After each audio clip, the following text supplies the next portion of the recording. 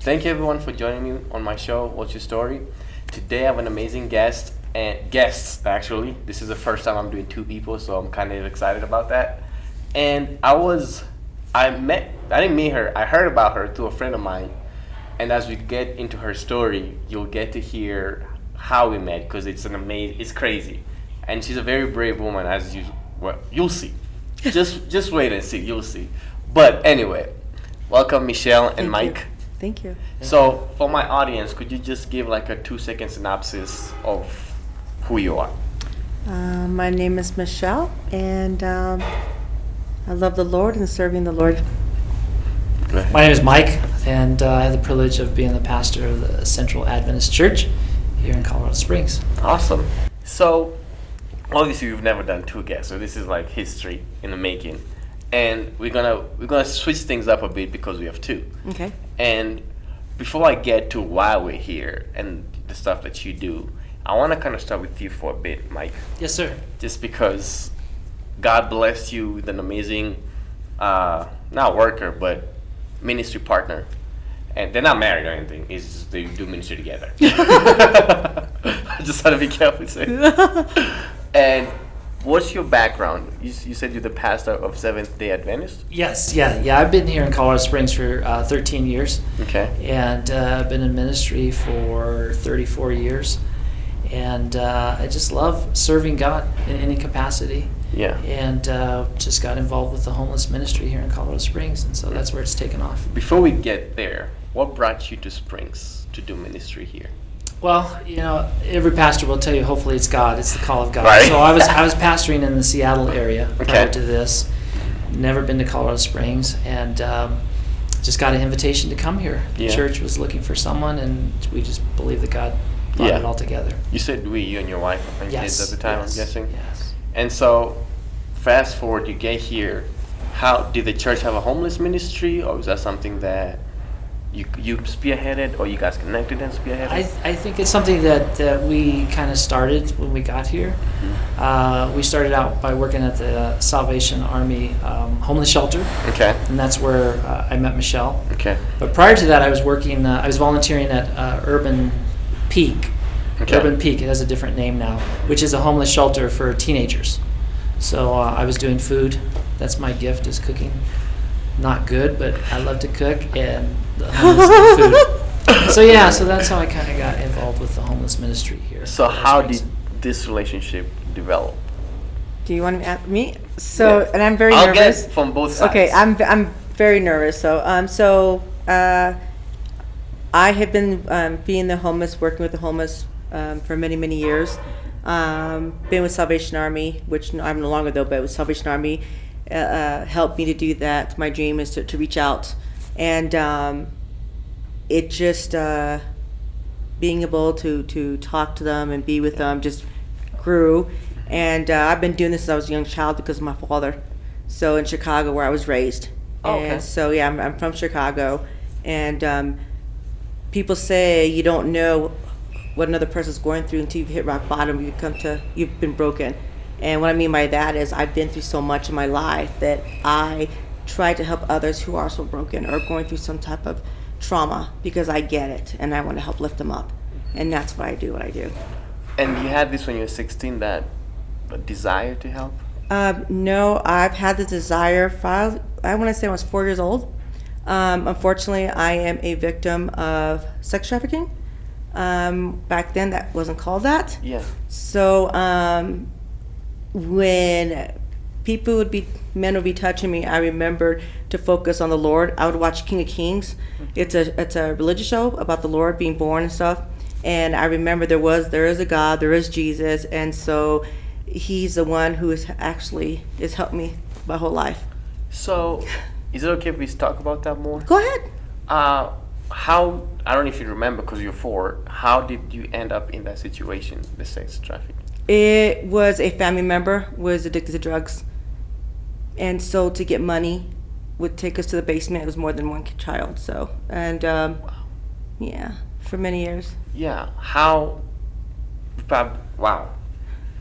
I have so many Sorry. questions. No, I have so No, it's many okay. questions to ask. Just be prepared. They're going to be honest. Yeah. So you said this happened for many years. Yeah. What do you like? The thinking at the time, like, what is going through your mind? Like, what? I didn't like it, obviously. Yeah. I cried a lot, but something that kept me going was Jesus. And people don't realize that there's angels everywhere. And I'd always pray, and what helped me through it is when people would be touching me, I would focus on God, because that's not God, that's evil. God would never do that. So I would always focus on my angels and the Lord. That's incredible, because a lot of people in that situation, they would tend to blame God, but you. It is not God, and that's people need to understand that is not God. Yeah. And I just ran to another member who went through some traumatic events, being touched by someone from a church. And we all tend to be quiet. We don't want to tell people what we've gone through, because it's either embarrassing or, oh, we don't talk about that. And people need to understand, you need to talk about it. You need to give it to God first of all. That's the only thing you need to do first, is to move forward. You have to give it to God. My therapy, it doesn't work for everybody, but my therapy was to go out there and help other people, because I know, I've been there, I get it. That was my therapy. Wow.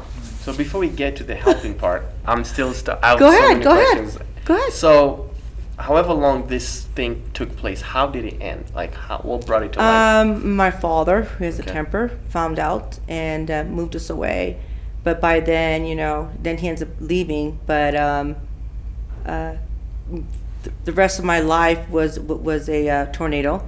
Never did drugs or smoked cigarettes or anything like that. But ended up being raped, because when the guy attacked me, I froze. I went back to feeling little again, where I had no choice and so I conceived a child. And from that rape, I became very prejudiced against white people. I hated white people. I mean, I'm going to tell you the truth, because I'd always see that white man on me. And when I went to give birth, my son died inside me. And I said, okay, Lord, if you allow my son to live, I will surrender everything to you. And that's where it came. I was 20 years old, and my son's 30. Wow. So that's by 20, you've lived a couple lifetimes. Yeah. So this is, before we continue, if you're counseling somebody like that, like, how would you, as a pastor, how would you talk to somebody like that? Yeah, well, that's why she's an invaluable resource as a ministry partner. Yeah. Because I didn't have that upbringing. I didn't have that background. Mm-hmm. So obviously I can't relate, and I can't counsel very well. And so it's amazing to have someone like Michelle in our church and in your church or in any congregation that we can refer people to and say, hey, this person has been through drugs, this person has been through alcohol, this person has been through rape. Because obviously, we're going to go meet someone here in an hour or so who's gone through a traumatic experience. And so Michelle has been the resource for me. A lot of her trauma happened in Chicago, happened in the streets. And, I didn't have that upbringing. Yeah. So being with her, doing the homeless ministry, I've learned a lot from her. Mm-hmm. Learned so much from her, how to relate to people that are just down and out. Yeah. And so we, as you'll discover, we find a lot of people that are sexually trafficked or, raped on the trail, and so especially the women. Yeah. So yeah, so to answer your question, I've learned to say, like she does, you got to give it to God. It sounds so simplistic, but there's no other thing to do except to give it to God. Yeah. To give it to God. That's very humble. Yeah. And then I give them her phone number. Give it to God, Michelle. yeah, I give them her phone number and say, That's awesome. So, your dad finds this out. You move. So at 20, you have a kid and all these different things. What do you want to do at that time? Because now you have somebody to take care of, and obviously the dad is not. Because it was a rape. So he was supposed to be up for adoption. Well, I kept him. It was a struggle, so I gave him up for adoption. Went to work, and my mother kicked me out because me and my stepdad didn't get along. And I'm always worked. I'm a worker, and I knew, okay, Lord, I'm sorry, but I'm gonna break those people's hearts. I'm gonna work until I could afford to get my place for my child, and that's what I did. I ended up causing hurt to a nice family because when I went to go sign the papers, I changed my mind. I have a house now. I have a car. I'm ready to come get my son. So I hope one day they learn to forgive me, but I couldn't do it. I had made a promise to the Lord to raise him, and I was just desperate because I was on the streets, homeless, and I needed a safe place for my son. So. Wow. So you get a house. You have pretty much. Yeah. You have your life together Yeah, I at do. this point. Yeah. How did? Because I'm writing a book right now about wounds, heart wounds, and how they can impact how you think, how you do life, and all these different things. Whenever, especially if you go through trauma. I didn't go through trauma. I just had just a typical childhood. But wounds develop from that. On the physical side, everything is moving along, but inside you have all these hurts. Yes. How did that healing start? That's always been there. It's one of those things where people say we tend to walk away from the Lord, or we get angry, and I was hurting. I'm like, okay, Lord, why do I keep going through all this? Don't I get a break? I continue to love you and do what's right. So, I did walk away from the Lord a couple of times. People tend to think he walks away. No, it's the other way around. He's always there. We turn our backs. But I went to a few trials, up and down, confused what to do. Met my husband, and we had a bunch of kids, and I treated him poorly at first. The only thing with that is, I did marry a white man, but and I'm not prejudiced, I promise you. Obviously. And, married one. I have beautiful kids, but I wouldn't let him change the children. I had that paranoia because, and I realized, wow, I never healed from it. Even though I gave it to God, there was always that, and my kids weren't allowed to spend the night at people's homes. So my last child, number 6, we're at Walmart, and a man grabbed her. Didn't see it happen, but the Holy Ghost said, hey, hello, look up. This really happened. And I looked up, and they said, just keep running. So I just started running, and the man had her, saw me coming. Trust me, if you saw me angry, you'd run too. So he picks my daughter up, throws into display. I check her neck, and then it said game on. Turn around, and I start beating the guy. So I didn't realize that the anger of my childhood all just came out, because I was like a grizzly bear.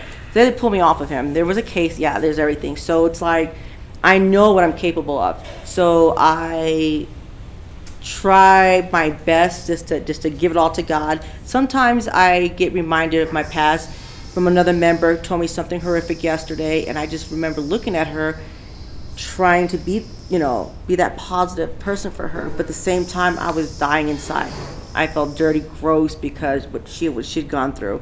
So it never really leaves. People think, oh, I'm fine, I'm okay. No, of course you're fine, but you still have that wound inside. You're still going to have those memories, but at the end, you're safe.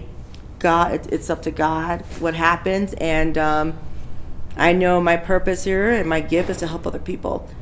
My purpose is to help people let go and move on. And it's okay to once in a while look back at your past. It's not okay to live in the past, because once you live in that past, you can't move forward. Yeah. Wow. That's true. And the experience you just described, you beating that dude up, that's the danger if you don't. Well, you would protect your daughter, but the extra steps you went. The anger gets unleashed because because I swore nothing would ever happen to my kids. Wow. Not even my boys. Nothing. Yeah. Wow.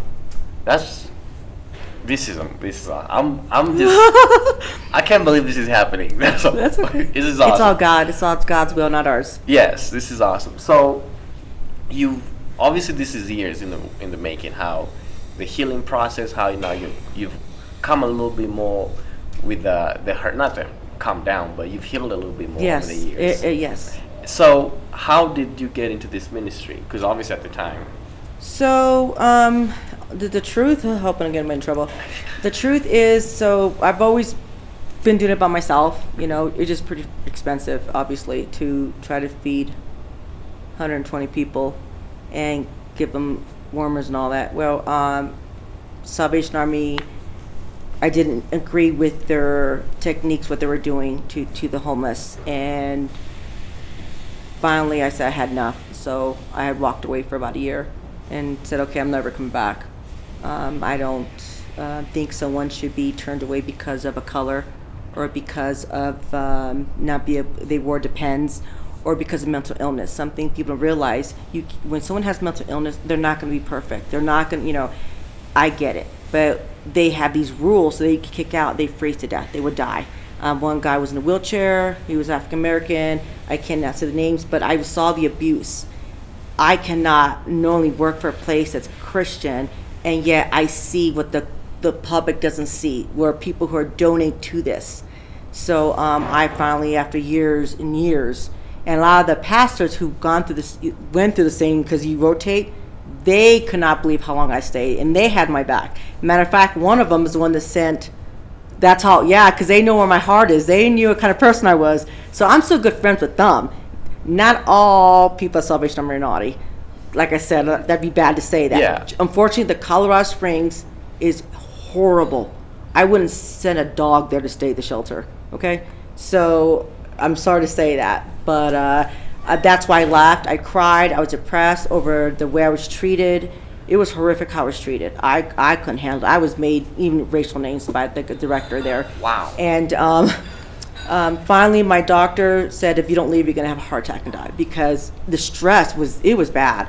And so one day, a pastor called me up and said, why don't you come join the church? And I'm like, no, I already have a church.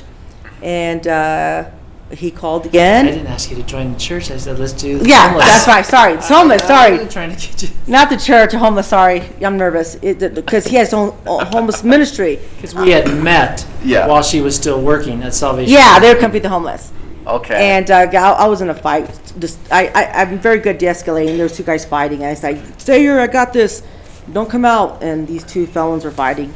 And but they had the homeless ministry. They would do one day on Saturdays. Okay. And so he kept saying one day, I said, okay, I'll do it. And that's how it became. But then I ended up going to one of their services. And then I was like, wow, this is real. This isn't fake. Because unfortunately, I'm sorry, I'm blunt. You've got all these churches, but you got one, oh yeah, we love God, but go ahead and give me 90% of your money. Whatever, good luck. I'm sorry you can't pay your rent. Sorry I can't pay your bills, but just pray about it. Well, guess what? Pray to keep the lights on then in your church then. Stop trying to get money. So I have a hard time with these people. But why is it that me by myself can go and pray with the homeless? I'll even play with the police. Even they get stuff. I even reach out to them and help them. I will help anyone. I don't care who you are. If you ask for help or you need help, if I see you, I'm going to be the first one there. So I'm sorry, but some of these churches, wow, I would love to be a fly on that wall when they become before the Lord, some of those pastors, because I'm going to tell you right now, they're the first ones at Colorado Springs to turn their backs on the homeless, to turn their backs on the elders, to turn their backs on the refugees. Oh my God. So this church, oh my God. We're all churches. We're all God. We all belong to God, but they love everybody. And when I saw that, I was so impressed. Homeless will come there. There's a church here where they'll go pick up the homeless, but they'll say, go sit in the corner there and don't move. Yes, they would come back and they would tell me this. And so I went off on the church. Let me tell you, I don't care who you are. The only person I will bow down to is the Lord Almighty. Just because you're a church means nothing to me. So I will defend anyone. Sorry, I'll come down. No. But I love the Lord more than anything. So I work for God. So I work for God and no one else. You did. I work for God. So this is perfect. So this is I love it. And so once I said I'm gonna check out these, I want to make sure they're legit. I could tell and I could feel it. I could tell. The Holy Spirit will let me know. Mm-hmm. And I was like, wow, he's really good. Yeah. So I said, hey, why don't you come with me at night? Mm-hmm. He's like, okay. So he came and I said, I'm gonna let you know it's kind of dangerous. It's not like your little Saturday where you hand out the lunch and pray. This is where there's guns, there's weapons, there's prostitution, they're running from the cops. But you know what? They love when we come out there. They will pray for. Let me pray for you, Pastor. So they'll pray with him. Wow. They know their Bible. A lot of them have college degrees. A lot of them, a lot of vets. Yeah. But no one ever wants to give time to know them. To what is your story? Why are you out here? Yeah. 90% were either sex trafficking, molested, raped, home trauma, and they self-medicate. So when they self-medicate, what do? they do drugs, they can't hold a job. It is a vicious cycle. So I get really angry when people go, oh my gosh, I'm scared to walk, there's homeless. I was walking by myself 11 o'clock at night, passing out water and food, joking with them. Hey, homie. I joke with them. They're amazing. The cops are like, yeah, we're looking for somebody. I'm like, I got you. I'll go down there. Y'all stay up here. It's all good. But they're maybe once or twice I've been attacked. And maybe once or twice. Yeah, just once or twice in years. One time he was there, and the guy pulls out his machete. I'm like, Pastor, I got this. Go over there. I said, let's go. And the guy... He's going, oh, you're going to die. I'm like, no, I'm not. God's with us. And then I swear the force came alive. And every homeless person came running when they heard me yell. I just have to, they all know my voice. There's something they'll tell you. They know my voice. And they came running. He threw that machete and he took off running. And my pastor, can you believe, goes, you have to stop it. They're going to beat him up. I'm like, yeah, he's got to learn. He's like, Michelle, please stop it. I said, no, let's go. You don't see nothing. He's going, oh. How was your first experience? Actually, finish that experience. Your first. So the machete fight. Yes. Oh, there's been so many fights. Yeah. So it was actually multiple machetes. There was a guy. I won't tell you his name. He's a troublemaker, and just like in society, there's certain people that are troublemakers, and so it starts with yelling, all right, and it starts to intensify. Yeah. And so she's got training in martial arts and all that, and she says if there's ever a fight, you stay back, leave me alone, which is counterintuitive, right? Because the guy's supposed to be out there and protect the woman. But in this relationship, she has saved me multiple times. So I hide behind her. So anyway, I mean, there was actually a large group of 4 or 5 people. There was also a pregnant woman. And there was multiple machetes. That's the weapon of choice among the homeless, mainly for their own safety. Yeah. So anyway, they were fighting and they were pushing and it was intensifying. And sometimes Michelle, instead of de-escalating, escalates it because she's in their face. She takes off her backpack. Once she takes off her backpack, she's ready to fight. And so there were machetes, a couple swings, and then the pregnant lady fell to the ground. I think she was grazed, and she started having a seizure. So, I mean, it's just pandemonium. And as she said, once the skirmish starts, all the homeless people come out to protect her. Because if anyone does anything to her, they will take care of it before the police come. So we don't call the cops. So anyway, the situation was eventually de-escalated, and so one thing she won't tell you is that she has a very ungodly tongue when it's called for. So she went ballistic, yelling, using colorful language, and as a passive, like they paid attention. He was like, so it stopped. So they listened, but they listened. Yeah. Unfortunately, with the homeless, I'm dealing with felon people with all types of backgrounds, and if you show fear, they're like, oh, we're gonna get this one. And I'm like, I warn them. I'm like, y'all don't. I call my Puerto Rican. Don't let the Puerto Rican come out. Whatever you do. And sometimes it just has to be unleashed. And I'm like, Lord, I'm sorry, but I know you forgive me because unfortunately that's what you have to do to get them under control. Wow. Tell me your first experience. And then she gave medical attention to the pregnant lady. Oh, I thought that's the one you No. Because she has some medical background. Huh. But before I ask you another question, I want to hear your first experience because this is like, you're from a SDA background, Chicago, Seattle, very, nice little area, and then into Michelle's world. How was that? It was hell. No, I mean, obviously being in the ministry 30 plus years, I mean, I've seen that. Yeah. And but this is something totally different because we do go out at nighttime. And there are other churches in this community that minister to the homeless, which is wonderful. We're all part of the same team. But I'm pretty sure that we're the only congregation that goes out at nighttime. In the swamps. And in the middle of the winter. And we go out along the trail and into the bushes and into the trees. So it's a different clientele. It's a different Yes. field. These are the people that refuse to go into the shelter. Okay. Okay, so our main focus are those who fall through the cracks. And elderlies. Because, 90% will go into the shelter at nighttime or whatever. But there's always a certain percentage that will never go into the shelter regardless. And they have good reasons. So we're out there to make sure they don't freeze to death. But mainly we're out there just to provide community. I mean, the most beautiful thing they say to us is, you make us feel like people.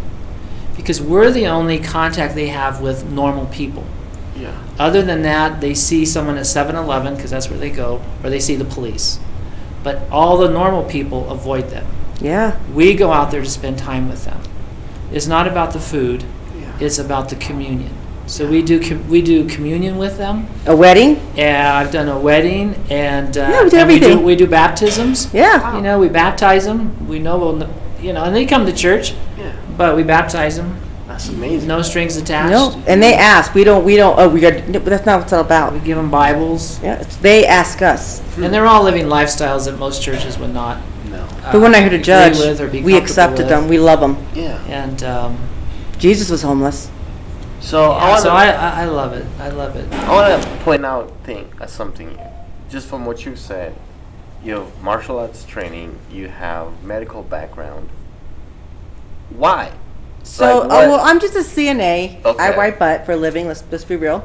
But I still know how to take care of people. And so, like the other day, a man ran out of the hospital with mental illness with an IV. I took it out. Just stuff like that. If they have a spider bite, I take care of it. Stuff like that. Buy them stuff. And then Pregnancies. yeah, almost gave birth, but the fire department showed up the last mission, pushed me to the side. I was like, I almost got that one. But and then after being attacked a few times, because I was always by myself, and what I mean by attacked, and I forgave the guy. He was there when I forgave him. He tried to pull my shorts down and rape me, and I had turned my back, so I froze. And That's the one you were talking one about time earlier. I froze. A couple times I froze when they did that. So there's a person who used to work the sheriff's department who has a peak Kramaga, and he is amazing. So that gave me like, oh yeah. Not only, I mean, Puerto Ricans, we were born fighters. I mean, we don't have to take classes. Come on, let's be for real. I'm from Chicago. That's how I street fight. But it's good to know a little bit more. And so he taught me a lot of stuff, and he's amazing. All women should take it, I'm telling you. And it gave me more confidence. But I no longer will ever go by myself. Pastor's always with me. There's a group of us that go. Okay. But I'm never going alone again. So, what I wanted to highlight was, you don't just have the heart, you have the tools and the know-how on how to help. Yes. Something about that is anyone can go to college and get a degree. The tools, you got to have compassion. You got to have a heart. You got to have God in you. You got to be able to speak and learn to listen. So many people think they know what they're doing when they're not. When you speak to a homeless person, hey, so you like being homeless? Like, are you serious? The stuff and the question they ask them, really? How you feeling? Well, what do you think? How do I feel? Got no shoes on. So I will go up to them. I'm like, hey, what can I do for you? Yeah. Or if they're new, what can I call you? I will never ask them for the real name because I'm not running from the police. Yeah. I ain't gonna turn them in. I don't care. Now, if you're a child molester, I might take care of you and take you to the river here, baptize you a little along there. But no, I'll say, what can I do for you? And they know when you're for real, when you're faking it. That's something about, they will tell you about all the churches that are fake. But I'm like, what can I do for you? Can I pray for you? They go, what church are you with? I'm not with the church. I'm with God. I serve God. I'm not here with the church. I will never say we're with the church. He won't even say he's a pastor. We're not there to spread look at us. No, I'm here because I love you, and I want to see what I can do for you. I want to put that seed of the Lord to get that growing. But they're persistent because they do say, ask. well, we want to know what church you go to because we. And then we know. tell them. So like this Saturday, we take our cars down by. And the we pick them river up because we don't have any people up. buses or anything. But yeah, we don't say Wow. we're from a And church. they We wanna never. come. So that's the Yeah. only reason we tell them. Yeah, this they is- want to. It's a desire. We Yeah. don't ever know. It's a desire. They actually sang for him Christmas Day, 12 of them. 2 of them with severe anxiety. came and sang to him at a Christmas. And he the dog. We take care of we, the animal. We've been, so we had a dog in church. There It was scandalous. There was violence. And We Akita. feed the homeless dogs. There's a cat that we take care of. His name is Little One, so we need to find a home for her. She's gorgeous. Wow. But I go, Little One, she comes running. We take dog food. And We feed the animals, we feed their pets, we help them with medical, even for their pets. Yeah. If we're not gonna say who, but we work closely with CSPD. Okay. Hey, we have someone, if they don't want to take them to jail, or there's no reason to, but they need a place, or mental illness, but they don't want them on the streets, or the shelters, because people think these shelters are good. They're not good, for the love of God. I've worked in them for years. They are not, but boy, they're I going don't to. share the same opinion she He's right. Y'all be sheltered. But I worked there. They do a lot of good. I'll put something at the bottom They saying do a lot the of good. pastor Mike does not agree with everything. Well, they do you some said. good. But what I'm saying is, if you have some type of mental illness, Yes. you're gonna die. I've lost a lot of homeless. They froze to death. Oh, Across they're the street from the shelter. really. I'm not kidding you. I went to you right now. Wow. So that's why I work with the police. They're like, hey, they'll call me. We'll come. He'll put them in the hotel. So Yeah, they call us. yeah. So Wow, that's if amazing. you're putting money into a shelter, what does a shelter mean? These guys are not going to be perfect. Yeah. They're not. None of us first are perfect. Yes. But when you've got so much trauma and mental illness, I'm blessed for that I didn't do I dealt with I gave it all to God. Give it to God. Give it to God. Give it to God. But some of them, they're not that lucky. They're not that. Their minds are not there yet. So they get into meth. They get into alcohol or whatever, and so they'll go into the shelter drunk. And if they show any type of mental illness, they kick them out. And they say they can come back for 7 days. They can come back, and this is truth. This is not making up. Yeah. I have documentation. I could bring you, okay? Because I was one of the people that would like erase them after being, because the director said ban them for a year, and I'd erase their name and say come back. Or when they were gone, I'll let them back in, because you know what's wrong? We are Christians. We're supposed to be here helping people. But why is it when they're with me, they're calm? Why is it I can go out to them and they're just like us? Yeah. But you put them in a building. Okay, you can't do this, you can't do that. Lights off at 9. It's any prison. This is a shelter. This is a godly shelter. Show love. But I'll be quiet. Yeah. So, you're awesome. so I want to tell our story you. on how we met.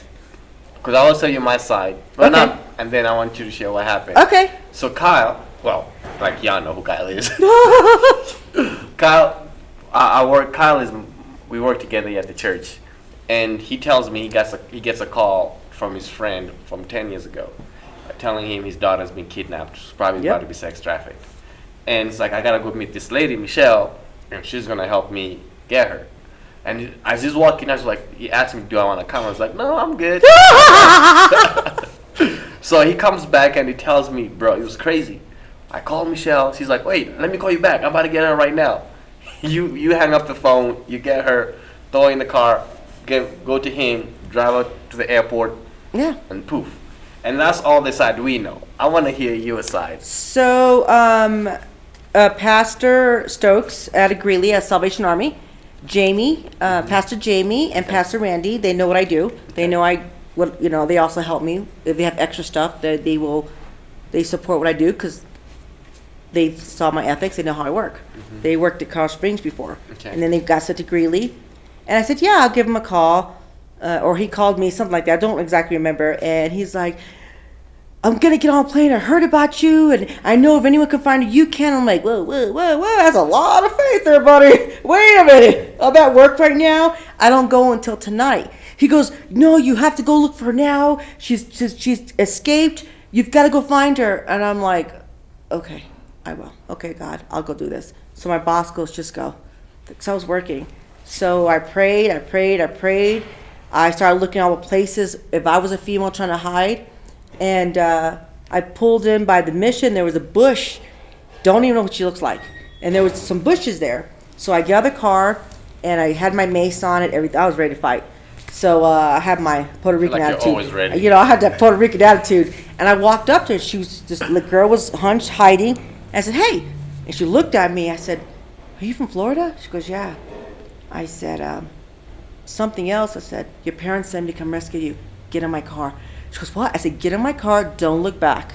Whatever you do, just get in the car. I got you. And she took off running into my car. I said, we're going to break some laws. Don't worry, it's all good. We're going to go down one-way streets, and I'm going to call the police department. And I called my friend. And so we went to church, went behind the church. I called my pastor immediately, called the other pastor. We went upstairs. First thing she did was she wanted to shower. She wanted to shower. I called as we're driving, the mom and the father. The father was in the plane. She's crying hysterically. I said, I really can't be on the phone long. We need to get off in case I have to call the cops again in case we get followed. She understood. She was crying. We get there, and she's still, you could tell she's in shock. You could tell she's been through something. And I never ask. All I said, are you safe? Are you okay? You know, this is who I am. You're going home. We get into the annex, and it's where his offices are. Call Pastor Jade, his assistant that's underneath him, and I asked her if she would like to shower. She wanted to. She ends up showering for an hour. And that's normal for rape victims or people, because they're trying to they think if they scrub themselves really hard, they can get the filth off. So I get it. So we didn't say get out of the shower. I let her. But we knew we had to get her to Denver because of her dad.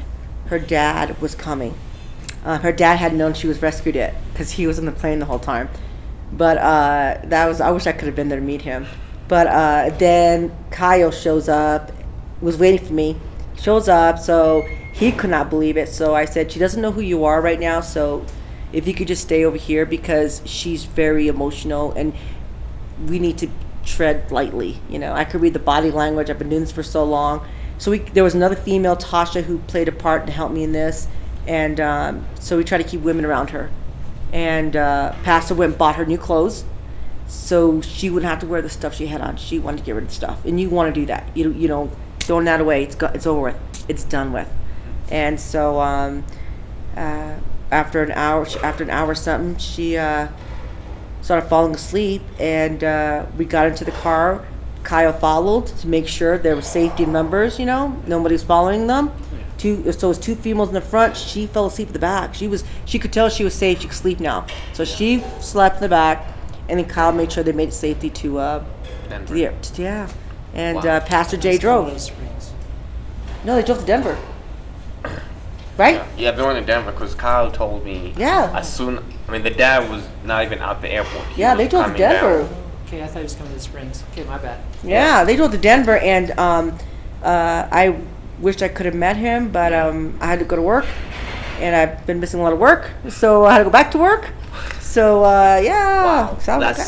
So that's how we met, and then just recently they sent me a thank you card, and you know, I never expected, never wanted. That's not why I do this. That's not why.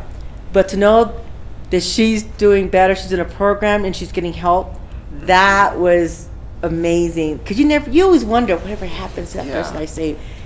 But that was reassuring that she's doing good. It's all good. It's all good. And she thanked me. Wow, that's awesome. So what I wonder is, I'll start with you. What does your wife think when you go out in the middle of the night with machetes and all? Like, what's? Because you're not alone. Pastor Mike. Yeah. That's a loaded question. You know, again, most churches in America are, you know, middle income to upper class. And so the idea of targeting a population like the homeless or drug addicts or whatever, it just makes them uncomfortable. And so the reason we go out alone most of the time, not all of the time, is because we just can't find anyone else that wants to do it. Because we're out for 3 hours, and we're out late at night, and we're out in freezing temperatures. So, you know, my wife, like her husband, just says, you know, be safe. And but there's risk, you know. Jesus said to go out into the highways and the byways and the alleys and compel them to come in, and you got to go where they're at. And you know, we just have a kindred spirit. You know, not everyone likes inmates or prisoners. Not everyone likes homeless. So we just bumped into each other, so to speak. We found out, wow, we both have passion for the homeless. And so, you know, our spouses have been somewhat supportive.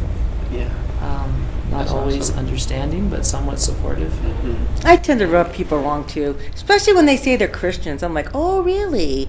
Well, So what's our- that definition as a Christian? Our Christmas program, and I went to the Christmas program at the big church here in town, which is wonderful. It's spectacular. Right. All white, middle, upper class people. Ooh, Black wow. people. But in our congregation, which is multicultural, Yeah, our Christmas Kenya. program, the end of our Christmas program was taken over by the homeless.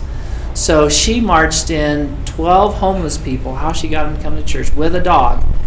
And the program was a mess. They didn't practice, they didn't rehearse, as you can imagine. It was terrible. They tried to sing a song. But that's the reality. That's the reality. But to them, it was beautiful. And people said it was the most beautiful Christmas program Yes. they've ever seen. That's awesome. No Yeah. practice, but that's what they wanted to do, something special for the church, because they don't have money. I mean, one guy, I have pictures and videos. He gave me a really dirty, smashed, he was in a llama, Yeah. but I will treasure it for the rest of my life because that's all he could give me. He says, I want to thank you. It's on video of him thanking me They give us for gifts, everything. we always take it. So you always take it. I don't care if it's a trap, but to them, it means a lot to them. It means a lot.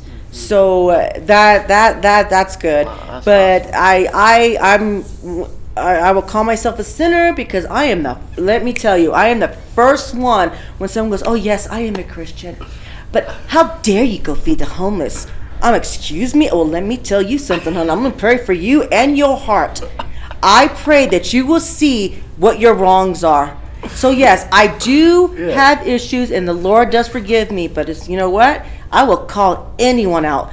That is sorry to everyone out there, but you know what? Y'all need some help, you give me a call. I got you. But I will tell people, I don't care who you are, because y'all wipe our butts the same way. The only person that I look up to is God, but I don't care if you're a pastor, a preacher, a judge. I don't care who you are. Right. You're doing something wrong, I'm going to tell you to your face. I'm be like, I yeah, like that. I will pray for you. Look at Darian. She's scared one of my I'm cameras. sorry. I just love people. I don't care who you are. I love all colors. I'm not gonna lie to move off with the white people, but that's okay. I love you now. You But, because I love you all. But when my you would goodness. hurt, and I get it, and that's people don't realize that's why you have so much discrimination. We Yes. can't blame one person for the whole thing. You can't blame one white person or one black person or one one Puerto Rican could destroy it for a lot of us, but we need to love. When you got God and love in your heart, Yes. that is just amazing how Yeah. you can just grow. And I'm a very, unfortunately, hyper person, let me tell you. You could But tell. I love God. I've got the spirit. I mean, I just, Yeah. but So- I do irritate the demons. So, what does your husband think? My husband, he's hilarious, let me tell you. So he's like, yep, there she goes again. I'm the one he sends, like if someone overcharged us, he's like, honey, go take care of it. Because he's quiet, he's passive. He also works for the sheriff's department, and he plays Army. He just got back from being overseas for almost a year. Oh wow. Yeah, he's trying to come down from that. So, but he will tell you that you can't stop Michelle. Michelle loves God. Michelle will do anything for anyone. Yes. Michelle will take the shirt off her back, Wow. that's just the way it is. If you want to be married to her, you just have to accept who she is.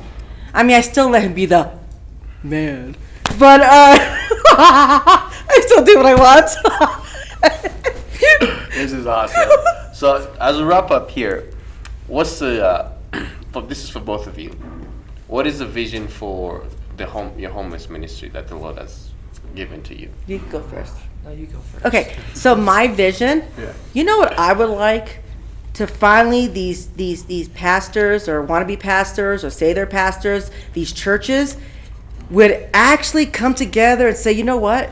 We work for God. We need to start acting godly and not say, okay, well, your nicest things. Come on in and, oh, yeah, God bless me, forgive my sins. Walk right back out there and you're either a child molester or drunk, but you just preach, hallelujah, please, Hail Mary, full of grace. You know what? I'm not going to go through all these people. I'm going to go to God. For every church to come together, taking turns doing something to help the homeless. If not, hey, buy me the food. I'll take it. But everyone do their part and not go, oh, it's Christmas time. We got to show face and say we help the people. Well, let's go look for a Mexican or black person that's homeless. Let's show that we're helping the people. Oh, there's a police officer. Let's pretend like we love you. We love you. Oh, it's Appreciation Police. Oh, that's good. It's a year later. That's what I hate. People are so fake. They're so fake. It's not even funny. And I'll call them on it. I will call them on it. You put a lipstick on a pig, it's still a pig. Okay? You know what I'm saying? So I would like for everyone just to come together. And yes, I forgive all you fakes. I love you. Come with me. I will show you what it is. But I would like for the whole world to help one another and just show love. Go ahead, Pastor. You're an anointed man. The vision is very simple. Yes. It is very simple. I don't have a grand vision of doing big things. Mm-hmm. It's saving one soul at a time. We are the hands and feet of Jesus. That's what I'm preaching on this Saturday. We are the hands and feet of Jesus. Amen. And we're out there not necessarily to give food, because some of them, they have food, okay, because they do get Social Security or whatever. They just can't be in a house. It's not about the food. It's about the communion. It's about the fellowship. Amen. So, like a highlight is when we anoint them, or when we take communion out to them. We took communion to one gentleman. A lot of them have a Catholic background, and for them, it's the Eucharist. So, it's the Eucharist for me, And a couple of them, and this is scandalous. They kneeled down in front of me, and they made me put the bread in their mouth, because that's what they grew up with. Wow. Their Catholic tradition. Mm-hmm. So it's connecting one person at a time. Yeah. It's a small vision. But when they say, hey, what church do you go to? Because I want to come to that church. Then we know we've been the hands and feet of Jesus. Wow. And so we're going to pick some people up this Saturday. Mm-hmm. And we say, just come as you are. You don't have to, they can't dress up. Yeah. And their hands, the white people, their hands are black. Totally. Oh yeah, because burns from. They have no place to wash their hands. No. Mm-hmm. So we did. One of the highlights is we did Thanksgiving. 325 Wednesday in the park, Dorchester Park. Freezing snow. And we have a hand washing station. So that's really practical. Is to just have a hand washing station for them. And they were happy. And so so the vision is just to be the hands and feet of Jesus. And like she said, this is larger than the homeless ministry. Because people that live in homes are still homeless. Yeah, it's true. Wow, they're still homeless. Yes. And we're just to be the hands and feet of Jesus. I like that. So I like that. That's the small vision we have. No, that's a big vision. Yeah. So she and I, we fight a lot because she doesn't take her medication and she goes, got my medication. I like that. So. So one compliment her daughter, because her kids come out with us. Yeah. She said, "Man, you guys really balance each other." Because we go out, we give one meal to one person. Yeah. And so I'm kind of in charge of that. But she'll see someone, and she'll give 5 meals. Because they're hungry. So I call her to the side. We go back and forth. She says, "God said to do it." And you can't fight that. Nope. Yeah. Wow, that's awesome. I like the fact that God brought you together, because it's always like we gotta be husband and wife, but you guys are just two families brought together. Mm-hmm. Let me clarify one thing before you cut it off. So we have two parts to this homeless ministry, because we go out every Saturday after church, like at 1:30. Okay. And we have different areas we go to. So that's a large group of people. Yeah. So it's larger than her and myself. Okay. So there's 20 to 30 people. That's Jones's leads that. Plus we have anonymous donors. Mm-hmm. I hate to say this, but we got tons of money because people give to a cause. Yeah. So there's that large group. But those of us that go out at nighttime, Michelle and I are the foundation, but we try to get other people involved. You can come. And sometimes they come, sometimes they don't. Yeah. It's just a different clientele at nighttime. You gotta be crazy to go out at nighttime. We used to do with the young adults here, Acacia Park at midnight, and we would just go. Oh no, honey! You need to go in the swamps. The swamps? I don't know where the I will swamps are. take you there. You need to wear hiking boots. I'll get you some mace, but just run behind me. I got you. And you will see every it is so amazing. Yeah. And they'll say, "We don't want any food. Can you pray for me?" That is is so beautiful. They Wow. are just loving. Or when they pray for us, because some of their prayers. Oh, I was like, wow. whoa. Yes, Praise. yes. Very real, probably. Yeah. But thank you, and actually, thank you for coming on a Saturday because tonight is service for you. So that's it is Friday. It's Friday. It is Sabbath for us. It is because Tomorrow Sabbath is is from service. because Sabbath is from Friday night to Saturday night. Sundown Friday. Okay, I thought it was Saturday. Wow, I was Yeah, like, that's thank okay. you for coming on your. We'll come anytime. Yeah. Because we want to spread this vision to Yeah. all congregations. So we've had people visiting from Florida, and they said, "Wow, you got to come to our church." Yeah, they Yeah. wanted me to come to Florida and teach them. Because she goes, well, can you talk to a homeless person? I said, whoa, whoa, whoa. First of all, it's not a class you take. I'm sorry. It's something's in your heart. It's a compassion. Yes. It's nothing you learn. You got to have it in your heart. If you don't Yes. have it, you shouldn't be talking to anyone. Keep your Exactly. mouth shut. But that's just me.